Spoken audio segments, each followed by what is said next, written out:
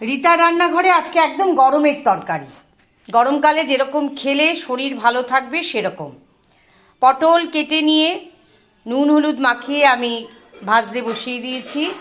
আর একদিকে কাটোয়ার ডাঁটা, কাঁচা ছোলা, আলু, টমেটো, কাঁচা লঙ্কা, একটা পেঁয়াজ সেদ্ধ করতে দিয়ে দিয়েছি। সেদ্ধ হয়ে গেছে, এদিকে আমার পটল ভাজাও প্রায় শেষ।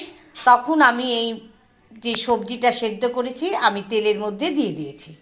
নাড়াচাড়া করতে করতে যখন দেখেছি বেশ গা মাখা হয়ে গেছে পটলের সঙ্গে, গরম জল ঢেলেছি, নুন, মিষ্টি, হলুদ আর জিরের গুঁড়ো অবশ্যই দেবেন। মনে করলে ঘি গরম মশলা একটু দিতে পারেন, তবে সব সময় আমি দিই না। আর কাঁচা ছোলা দেওয়াতে শরীরের উপযুক্ত খাবার হবে।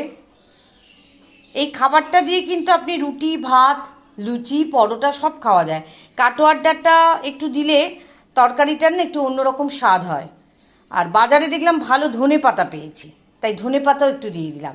এগুলো সাধারণ রান্না, এগুলো তো শিখতে কিছু হয় না। তবে এক একজনের এক এক রকম পদ্ধতিতে রান্না করা, সেই পদ্ধতি একটু জানলে ভালোই হয়। তাই আমিও একটু পদ্ধতিটা দিলাম। এইভাবে রান্না করেছি রিতার রান্নাঘরে।